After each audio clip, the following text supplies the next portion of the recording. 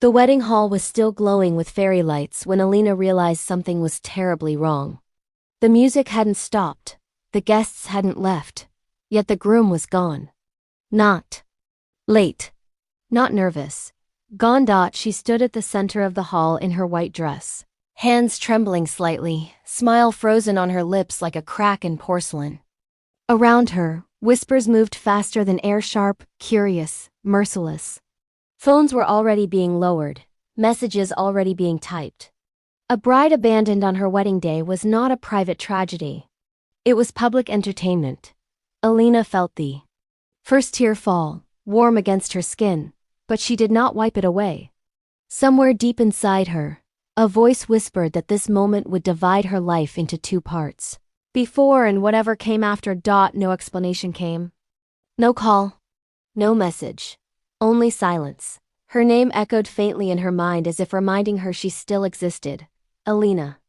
30 years old. Beautiful, they always said. Strong, they assumed. She had built her life carefully: career, respect, dignity. And yet, in one cruel evening, it all collapsed like a stage set after the audience had already seen enough. When her mother finally reached her, Alina felt nothing. Not comfort, not anger. Just a hollow calm, the kind that arrives before a storm. She removed the veil herself, folded it with care, and placed it on a chair as if this were just another task on a long checklist. I need to leave, she said quietly. Where? Someone asked. Alina didn't answer, because she didn't know. All she knew was that she could not stay where every wall would remember her humiliation. The train station smelled of metal, rain, and departure. It was past midnight when Alina bought a ticket to the first city on the board. No plan, no destination, just motion. Movement felt safer than stillness.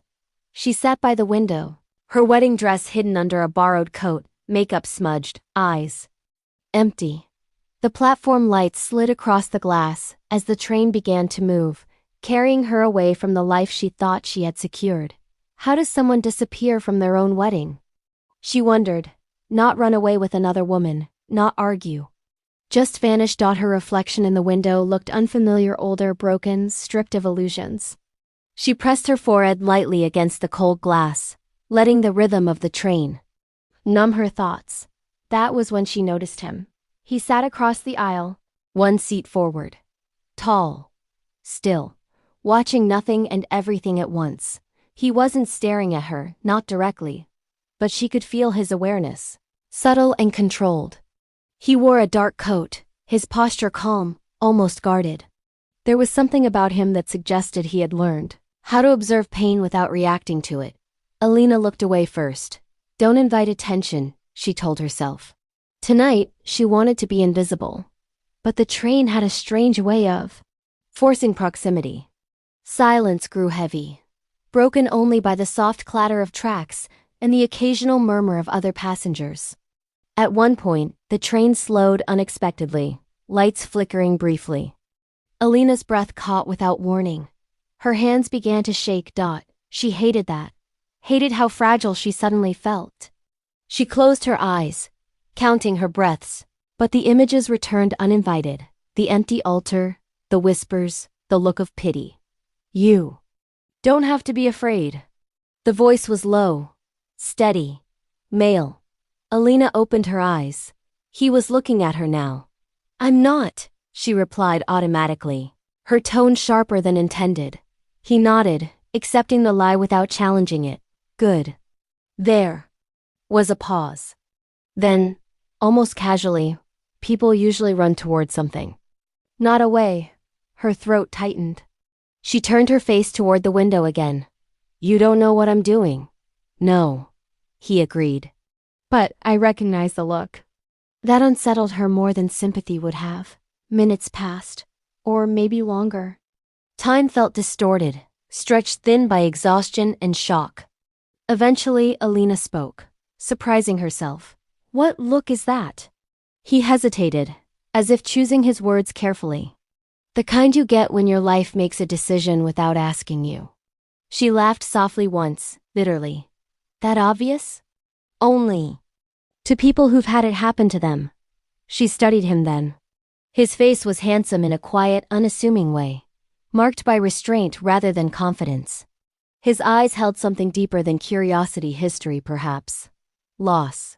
Alina. She said suddenly. My name is Alina. William. He replied after a beat. No handshake. No forced politeness. Just names exchanged in the dim light of a moving train. As the night deepened, conversation unfolded in fragments. William didn't ask intrusive questions. He didn't offer solutions. He listened. And somehow that made it easier for Alina to speak. I was supposed to be somewhere else tonight, she said at one point. He waited. I was supposed to be married. William's jaw tightened almost imperceptibly. Supposed to, he echoed. Yes, her voice cracked then, despite her efforts. But he didn't come. Silence followed, thick and respectful.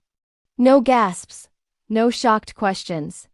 That kind of absence, William finally said, is a statement. Alina swallowed hard. I keep wondering what I missed. Some sign.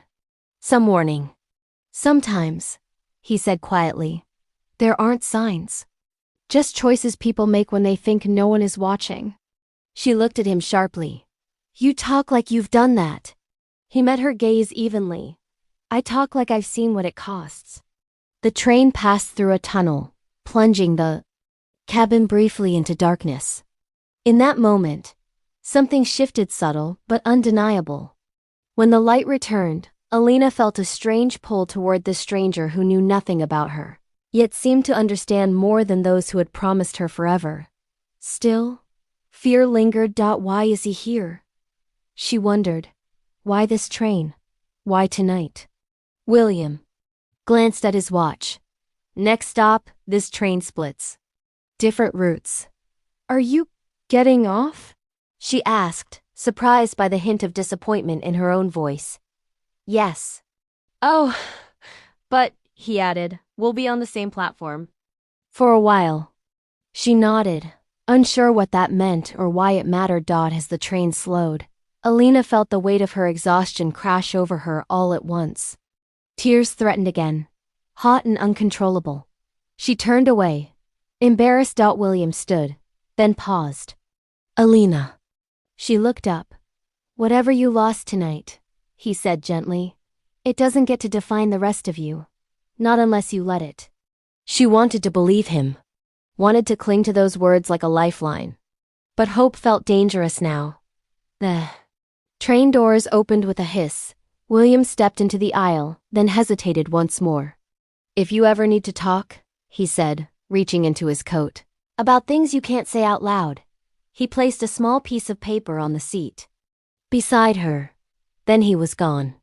Alina stared at the paper long after the train started moving again. A name. A number. And the unsettling realization that the night she lost everything might also be the night something else quietly began. Thumbnail prompt 16:9, hook image. A cinematic 16:9 scene of a devastated bride sitting alone inside a dimly lit night train. Rain streaking across the window, city lights blurred outside. She wears a white wedding dress partially hidden under a dark coat, eyes filled with tears. Across the aisle, a mysterious handsome man in a dark coat watches her silently. Moody lighting, emotional tension, cinematic realism, shallow depth of field, dramatic atmosphere. The stranger Alina's palm, long after the train pulled away from the P's. Shadow, emotional thriller, suspense builds. The paper remained in Alina's palm long after the train pulled away from the platform. She hadn't unfolded it. Yet, there was something dangerous about that small rectangle, about what it represented. Possibility, connection, and after what had just happened to her life, possibilities felt like traps. She finally opened it. William, a phone number beneath. The name, written neatly, deliberately. No flourish. No hesitation. As if he had known she would keep it. Alina folded the paper again and slid it into the pocket of her coat, pressing her hand against it for a moment before letting go. The train rocked gently, like a cradle for people who had nowhere else to sleep. She stared out the window, watching darkness swallow stations she would never remember. Why did he feel different? She asked herself. Not kind. Not charming. Different. Sleep came in fragments. Short, restless intervals filled with half-dreams, her groom's empty place at the altar, the echo of footsteps that never arrived, a train splitting into two paths. While she stood frozen in the middle, when Alina woke, pale morning light had crept into the cabin. Her neck ached, her eyes burned, and for one foolish second she believed it had all been a nightmare. Then she remembered. The dress. The silence. The absence. She sat up slowly, noticing the other passengers' faces she didn't know, lives untouched. By her tragedy, there was a strange comfort in that.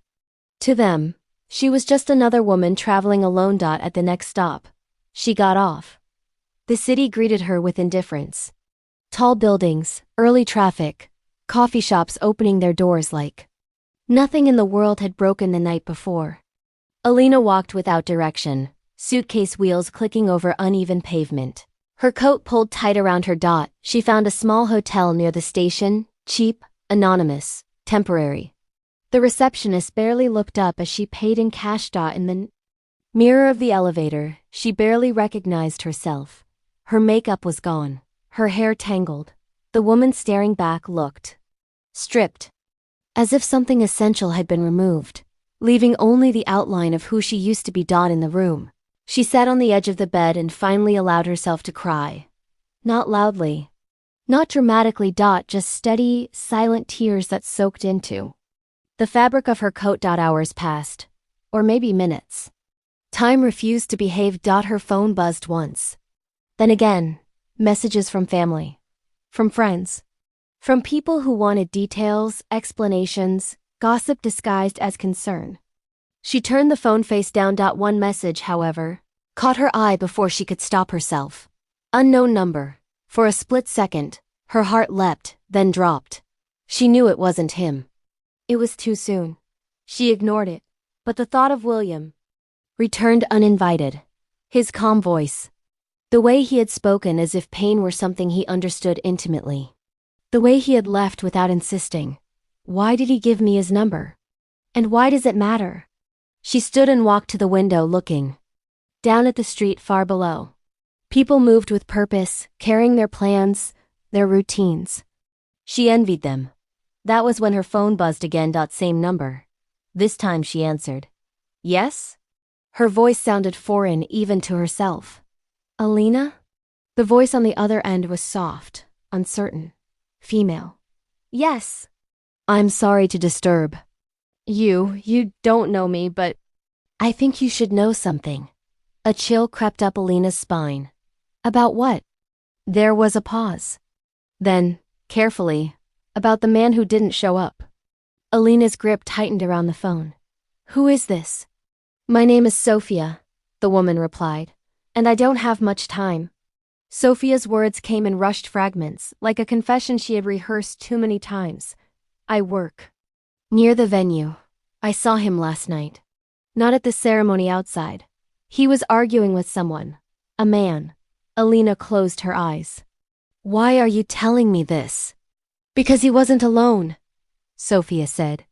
And because he didn't look confused or afraid, he looked prepared. The word cut deep. Prepared. Quotes. Who was the man? Alina asked.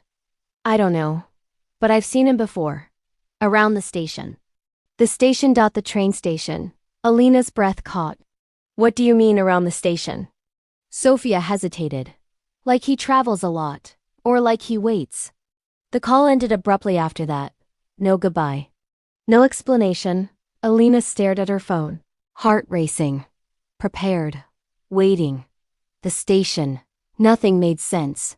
And yet a pattern seemed to be forming, faint, incomplete, unsettling. She sank back onto the bed, trying to calm her breathing. Was it planned? Was I ever part of his future at all? The thought hurt more than abandonment itself. Her gaze drifted to her coat hanging over the chair. Without thinking, she reached into the pocket and pulled out the folded paper. William's name stared back at her. She hesitated. Then slowly, she typed the number into her phone. She didn't press call. Not yet. The afternoon passed in uneasy stillness. Alina forced herself to shower, to change into clean clothes the hotel had provided. The white dress lay folded in her suitcase, like a life she could no longer step into. As evening approached, restlessness returned. She needed air, noise, proof that the world was still moving. She went back to the station. The same platform. Different train schedules. She stood there, scanning faces she didn't expect to recognize. And then she saw him. William stood near the far end of the platform, hands in his coat pockets, watching the departure board. He looked exactly as he had the night before, and yet entirely different in daylight. More real, more solid. Her heart skipped. Coincidence, she told herself. It had to be. She took a step back, unsure whether to approach or disappear. Before she could decide, William turned. Their eyes met. For a moment, neither moved. Then he walked toward her. I hoped I might see you, he said quietly. Alina crossed her arms, defensive. You just happened to be at the same station again? Yes. Something in his tone made her uneasy. Too direct, too honest. Why? She asked. William studied her face as if searching for permission or forgiveness. Because, he said. Some journeys don't end when the train stops. A warning bell rang in Alina's mind. The stranger from the train was no longer just passing through her night. He was stepping into her story. And she had no idea whether that would save her or destroy what little she had left. Thumbnail prompt, 16:9, Part 2, A. Alina didn't move as William stopped a few steps away from her. Up close, she noticed things she hadn't in the dim train light. The faint scar near his eyebrow. The way his eyes never lingered too long on one place, as if stillness made him uncomfortable. You followed me, she said. William didn't deny it. I stayed in the city. That's not an answer. It's the truth, he replied calmly. I didn't know if you'd come back here. I just thought, if you did, it would be today. Something about that certainty unsettled her. You make it sound planned. Not planned, he corrected. Anticipated. Her chest tightened. Too many men in her life had anticipated things without asking her first. Why? She asked again. William glanced around the platform before answering. Because last night wasn't an ending for you. It was a disruption, and disruptions tend to attract people who are already nearby. Nearby to what? She asked sharply. To the truth. They walked without agreeing to. Side by side. Parallel lives briefly aligned. The station cafe offered warmth and noise, and Alina chose it instinctively. Public spaces felt safer.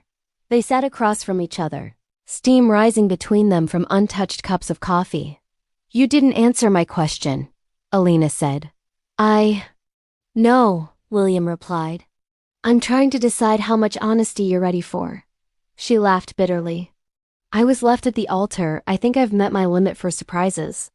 Then I'll start small, he said. I recognized your groom. Her pulse spiked. From where? From a place people go when they don't want to be found, William answered. Transit spaces, stations, borders. Alina leaned back. That's vague. It's meant to be. She studied him carefully now. Who are you, William? He met her gaze.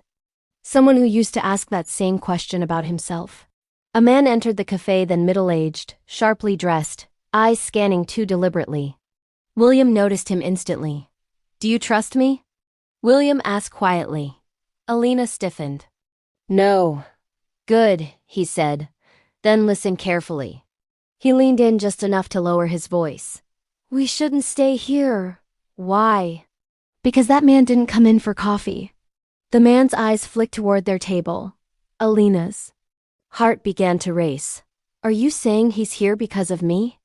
I'm saying he's here because of movement, William replied. And you happen to be in motion. She stood abruptly.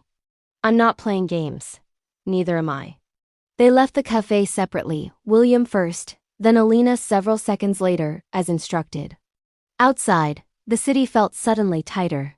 As if walls had shifted closer. They regrouped 2 streets away. That man, Alina said. Who is he? William exhaled slowly. Someone who watches patterns. People who change direction unexpectedly. Like brides who run away on trains? Yes, he said.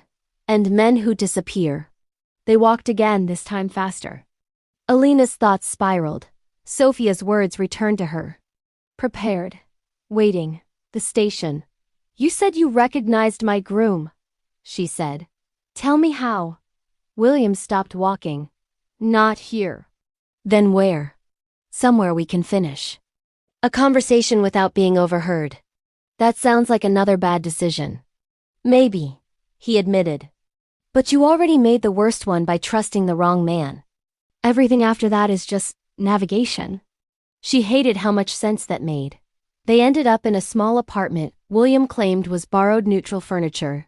No personal photos. A place that felt temporarily occupied. Alina stayed near the door, alert. Sit, William said gently. Or don't. Just listen. He took a breath. Your groom isn't missing. He's hiding. Hiding from what? From consequences, William replied. And from people. Who are looking for him. Alina's stomach dropped. What did he do? That's the part I don't know yet, William said. But I know the signs. Sudden disappearance, no goodbye. Transit-heavy movement. It's not romance. It's escape. Her hands clenched. You're saying my marriage was a lie. I'm saying it may have been a cover. The room felt too small. Alina paced. Then why me? Why marry me? William watched her carefully. Because you're clean. Respected. Unquestioned. A perfect anchor to a normal life. The words sliced deeper than she expected. I loved him, she whispered. I believe you, William said. That's why this worked. Silence stretched between them. Finally, Alina asked, how do you know all this? William hesitated. Longer this time. Because, he said quietly, I used to help people disappear. Her eyes snapped to his. What? Not criminals, he clarified. People who were already trapped. Wrong names, wrong lives. I built exits. Fear and fascination collided inside her. And now? Now I try to undo the damage. A knock sounded at the door. Sharp. Sudden. William moved instantly, signaling Alina to stay silent. He peered through the peephole, jaw tightening. It's him, he murmured. The man from the cafe. Alina's breath caught. What does he want? William's voice dropped. I think he wants you. The knock came again, harder this time. And in that moment, Alina understood something terrifying. Running away had not taken her out of danger, it had brought the danger to her. The knock came again, slower this time, deliberate, as if the man on the other side of the door knew. They were listening. William didn't move. Neither did Alina. The apartment seemed to hold its breath with them. Alina could hear her own heartbeat, loud and uneven, pulsing in her ears. Every instinct screamed at her to run, yet there was nowhere to go.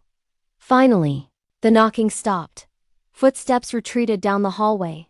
Only then did William release a slow breath. He won't force it, William said quietly. Not yet. Alina found her voice. You sound certain. Because people like him don't like witnesses or mistakes. Her hands trembled. She pressed them together, ashamed of how easily fear had taken control. What happens now? William turned to her.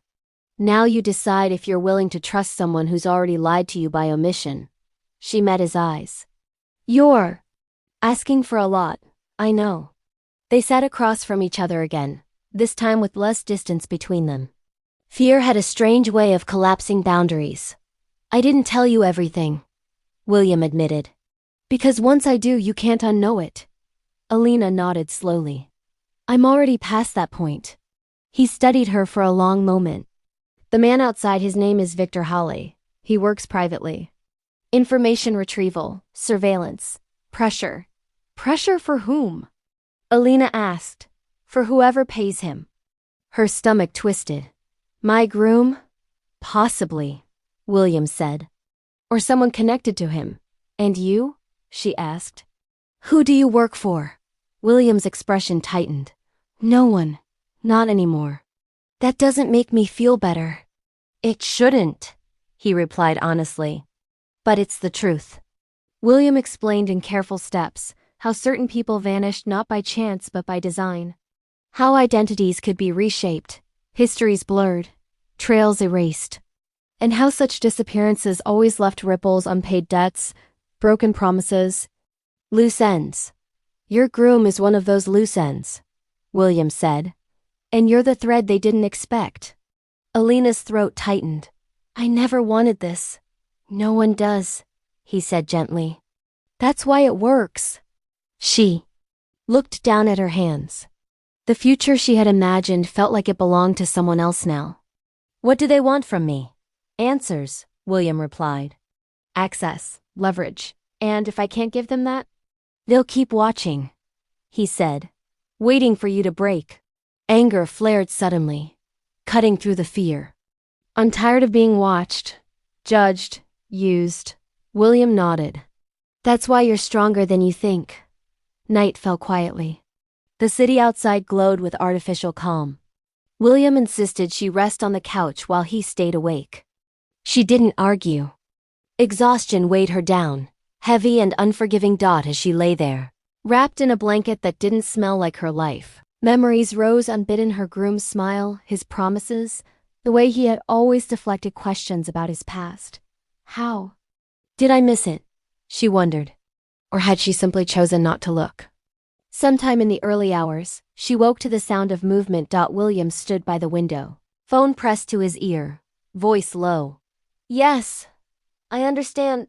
No, she doesn't know that part. Her chest tightened. She sat up. Know what part? William ended the call and turned slowly. I hoped you'd sleep longer. Try again, she said. What don't I know? He hesitated, then spoke. Your groom wasn't the only one using you as cover. The words landed like a blow. What does that mean? It means, William said carefully, that when I first noticed him, it wasn't because of you. It was because of me. Alina stood. You told me you recognized him. I did, William admitted. But I didn't tell you why. Her voice shook. Why, William? Because he was trying to disappear from the same people I once worked against. Silence stretched thin. You brought this to me, Alina whispered. No, he said firmly. He brought himself. You were collateral. Her anger surged. That's not comforting. It's not meant to be. Alina turned away, fighting tears. Trust felt like a currency she no longer possessed. Why stay then? She asked. Why not walk away like everyone else? William's voice softened. Because when I saw you on that train, I recognized something else. She faced him. What? Someone who deserved to know the truth, he said, even if it destroyed the story she believed in. The honesty in his eyes scared her more than any lie. By morning, a fragile plan had formed. Alina would not run, not yet. She would not hide either. Instead, she would confront the shadows circling her life, with William beside her, not in front. They would go to the one place her groom had always avoided, speaking about his past. As they prepared to leave the apartment, Alina paused at the door. If this goes wrong, she said, I won't forgive you. William met her gaze. If this goes right, he replied, you won't need to. She didn't know whether that was a promise or a warning, but she stepped outside anyway. The town her groom had grown up in sat 2 hours away, buried between hills and forgotten roads. As William drove, Alina watched the landscape change, glass buildings fading into old brick, speed giving way to stillness. This is where he said. He learned to be ordinary, she said quietly. William's hands tightened on the wheel. No one learns that, they pretend. The words stayed with her. They arrived just before dusk. The town looked harmless, small houses, closed shops, children's bicycles left on porches. It felt wrong that something so ordinary could hide so much deceit, Alina's chest ached with memories. Stories her groom had told her: childhood struggles, a difficult father, a clean break. She had believed every word. They started at the address he once gave her. The house didn't exist. The number was real. The street was real. But the space where the house should have been was an empty lot, overgrown and silent. Alina's breath caught. That's not possible. William stepped out of the car, scanning the area. It is as if the address was meant to pass a background check, not to be visited. Her legs felt weak. Then where did he come from? William didn't answer. Not yet. They followed fragments, old employment records, names that didn't quite align, dates that overlapped when they shouldn't have. Every answer led to two more questions. By nightfall, they stood outside a modest care facility at the edge of town. William stopped walking. No, he said quietly. Alina frowned. What? This wasn't supposed to be part of it. Part of what? William turned to her, face tense. His file mentioned no family, no dependents, no attachments. Her stomach twisted. William, tell me. He looked at the building again. This place holds the people who can't speak for themselves. Inside, the air smelled of antiseptic and quiet sorrow. An elderly nurse led them down a hallway lined with closed doors. You're looking for Daniel Hart? The nurse asked. Alina froze. That was her groom's name. Yes, William said carefully. The nurse nodded. Then you should see his mother. The woman sat by a window, thin hands folded neatly in her lap. Her eyes were distant, unfocused, yet when Alina stepped closer, something flickered: recognition, perhaps, or memory struggling to surface. This is Mrs. Hart, the nurse said softly. Advanced cognitive decline. Alina's chest tightened. She's ill? William said nothing. The nurse continued, unaware of the devastation she was delivering. Her son visits sometimes, not often. When he needs documents signed. Alina felt the room tilt. Documents. Signed. Double quotes. What kind of documents? She asked. Power of attorney renewals. Identity confirmations. Legal matters. The truth hit her all at once. Her groom hadn't married her to build a life. He had married her to replace one. Alina staggered back, clutching the chair for support. He used my name, she whispered. My status, my clean record. William nodded grimly. Marriage is the fastest legal bridge between identities. Tears blurred her vision. He planned this. Every detail. Yes, William said. Including leaving you before the final step. Her voice broke. Why leave me then? William looked away.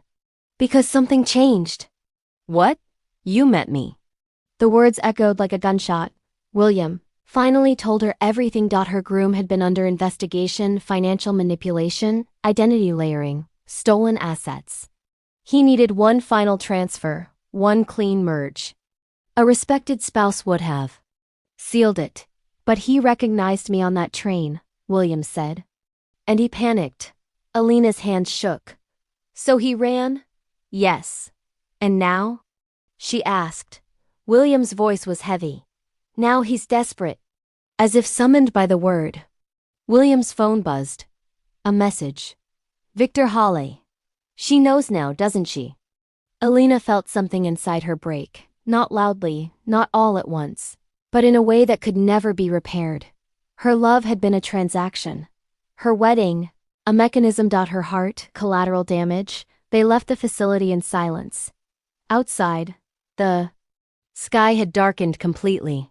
I want to confront him, Alina said suddenly. William stopped. That's dangerous. I don't care, she replied. I need him to see what he did. William searched her face, seeing something new there: not grief, not shock, but resolve sharpened by betrayal.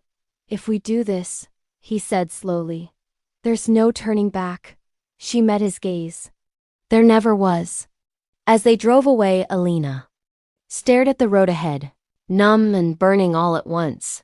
The twist wasn't just that she had been betrayed. It was that the man who saved her from loneliness had unknowingly saved her from becoming someone else entirely. And now the game had truly begun. The drive back felt longer than the journey there. Not because of distance, but because silence had grown heavier than words. Alina stared straight ahead, her reflection faintly visible in the windshield. The woman looking back at her no longer resembled a bride, or even someone recently in love. She looked hollowed out like a house after a fire, walls standing but everything inside reduced to ash. He never loved me, she said suddenly. William kept his eyes on the road. Love wasn't part of the plan. That's not what I said, Alina snapped, then softened. I said he never loved me. William nodded. You're right. The confirmation hurt more than denial would have. They stopped at a roadside cafe near dawn. Alina barely tasted the coffee, but she welcomed the warmth of the cup in her hands. It gave her something to hold, something that didn't lie. I keep replaying everything, she said. Every smile, every promise, trying to find the moment where it was fake. William leaned back in his chair. It might not have been fake to him. People like that can believe two stories at once. That doesn't make it better. No, he agreed. It makes it worse. Her phone buzzed. She flinched before checking it. Another message from Victor Hall. Victor Hall. You can end this quietly. Walk away, forget him. Her fingers trembled. He thinks I still don't matter. William read over her shoulder. That's how he controls outcomes, by minimizing people. A sharp laugh escaped her. I was minimized before I even knew I was in danger. Back at the apartment, the sense of safety was gone. Every shadow felt suspicious, every sound a threat. Alina paced while William made calls short, coded conversations that revealed little but promised trouble. Finally, she stopped. You're still connected to that world. William didn't deny it. You don't erase years of experience overnight. That's not what I asked, she said. You still have access. Yes. To people like Victor? Yes. Her voice dropped. Then how do I know you're not controlling me too? The question hung between them, sharp and deserved. William met her eyes. You don't. That's the risk. The words should have sent her running. Instead, something in her fractured, not completely, but enough to let another emotion in. Exhaustion. I can't do this anymore, she whispered. I can't keep thinking, planning, bracing. William's voice softened. Then don't. Let me carry it for a while. She shook her head. That's how it starts. Someone else taking control. Or, he said gently, someone else standing guard. Tears spilled over then, sudden and unstoppable. She sank onto the couch, covering her face with her hands. The weight of betrayal, fear, and humiliation crashed down all at once. William didn't touch her. He stayed close, present without pressure. I wanted a simple life, she sobbed. I wanted love, I wanted normal. I know, he said quietly. That's why they chose you. Night returned without warning. The city lights blinked on like indifferent stars. Alina felt something else beneath the grief. Now a hairline crack forming deeper inside. Anger. I won't disappear quietly, she said, lifting her head. If he used me, then I want my voice. Back! William steadied her. That path comes with consequences. So did trusting him, she replied. At least this one is mine. Her phone buzzed again. This time, a location was attached. No message. Just coordinates. William's jaw tightened. That's an invitation. Alina stood. Or a challenge. They didn't go immediately. Instead, they prepared.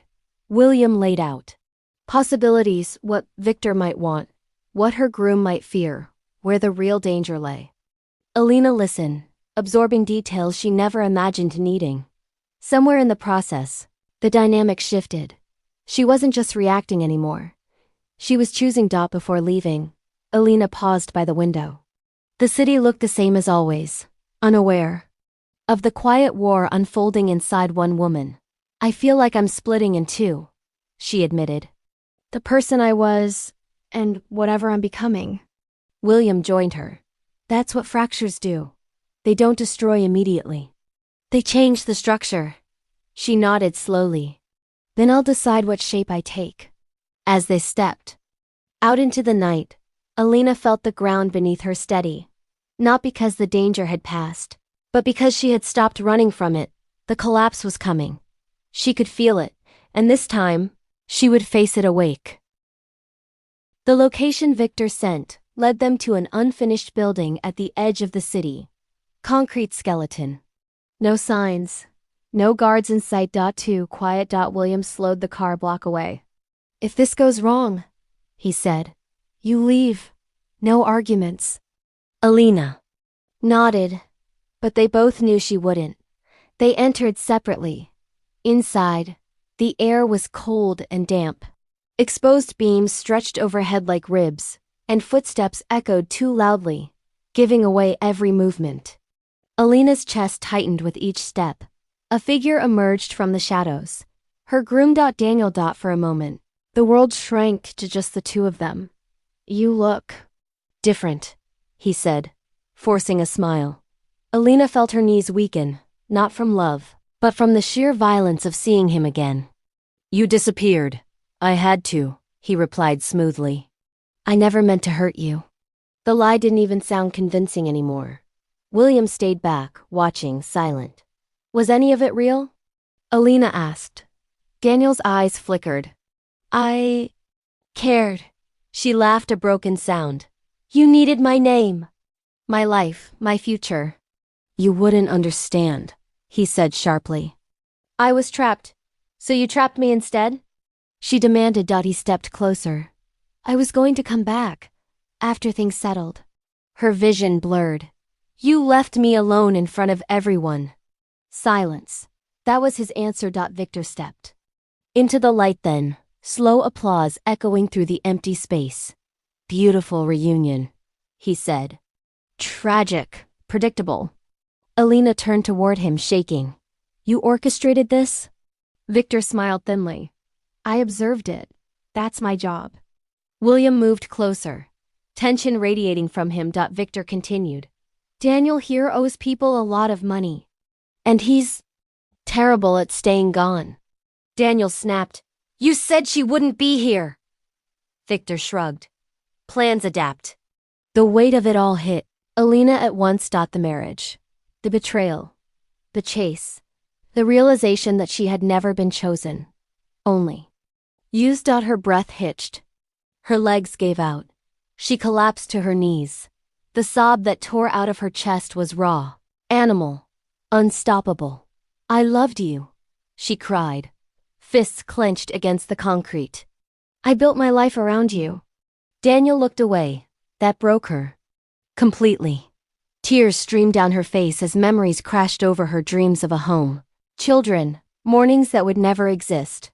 Her chest felt like it was caving in, each breath shallow and painful. She pressed her hands to her head, rocking slightly. I don't know who I am anymore. William knelt beside her, careful, grounding. You're Alina. That hasn't changed. It has, she screamed. Everything has. Victor watched with detached interest. This is the problem with collateral damage, he mused. It makes things messy. Something snapped inside. Alina. She lifted her head, eyes blazing through tears. I am not collateral. Her body shook violently as grief transformed into something sharper. Resolve. She stood, unsteady but upright. You wanted leverage? She said to Victor. Here. I am. William's eyes widened slightly. Alina. She held up a hand. No, I'm done being silent. She turned to Daniel. You don't get to erase me. You don't get to rewrite me. Daniel's voice cracked. I'm sorry. For what? She demanded. Losing control? Or losing me? He had no answer. The emotional collapse was complete. What remained was something new, raw, painful, but unbreakable. Victor sighed. Enough. This ends tonight. He nodded to someone in the shadows. Footsteps approached. Danger closed in. William rose beside Alina, positioning himself between her and the threat. This is where you leave, Victor said to Alina. Or things get worse. She wiped her tears, standing tall despite the shaking. They already did. As tension reached its breaking point, Alina felt strangely calm. She had lost everything she thought mattered, which meant she had nothing left to fear. The footsteps stopped just a few meters away. Two men emerged from the shadows, faces unreadable, hands hidden beneath their jackets. The unfinished building felt suddenly smaller, the air tighter. Victor's voice cut through the silence. Daniel. Comes with us, you walk away, clean ending. Alina looked at Daniel, this man who had rewritten her life without permission. She felt no love now, no hatred either. Just clarity. No, she said. Victor raised an eyebrow. No clean ending for you, Alina replied steadily. You don't get to decide how this story ends. William glanced at her, surprised not by her courage but by her certainty. Sirens wailed in the distance. Victor's smile faltered. That won't help you. William spoke calmly, evenly. Actually, it will. Victor turned sharply. You called them? William shook his head. She did. All eyes went to Alina. Her hands were still trembling, but her voice did not. I recorded everything, the messages, the meeting, the threats. Daniel's face drained of color. Alina, you used my life as a document, she said quietly. So I turned it into evidence. The sirens grew louder. Victor took a step back. You don't know who you're crossing. Alina met his gaze. Neither did you. Chaos followed quickly. The men retreated. Daniel tried to run, but stopped when Alina spoke his name one last time. Running is all you know, she said. That's why you'll always be empty. Police lights flooded the concrete walls moments later. Voices shouted. Orders were given. Victor vanished into the night, but not unnoticed. Daniel was taken away. Alina watched without satisfaction, without grief. Just released. Hours later, dawn broke quietly over the city. Alina sat on the steps outside the building, wrapped in a blanket someone had given her. The sky softened from black to pale blue, as if the world itself was forgiving the night. William sat beside her, silent. It's over, she said finally. He nodded. Yes. And yet, she added, it feels like the beginning. That's because it is, William replied. She looked at him, then not as a savior, not as a mystery, but as a man who had chosen to stay when leaving would have been easier. What happens to you? She asked. I keep fixing what I broke, he said. One truth at a time. She smiled faintly. That sounds lonely. Not always, he said, meeting her eyes. Not if people choose to walk alongside me. Weeks passed. The story faded from headlines. The whispers moved on. Life, relentless and ordinary, resumed. Alina moved to a new apartment, small, bright, hers. She returned to work slowly, reclaiming pieces of herself without rushing the process. One evening, she boarded a train again, not to escape, but to arrive. William waited on the platform. No fear this time. No running. Just two people choosing the same direction. As the train pulled away, Alina rested her head against the window, watching the world move forward. For the first time since her wedding day, she felt something unfamiliar but welcome. Hope.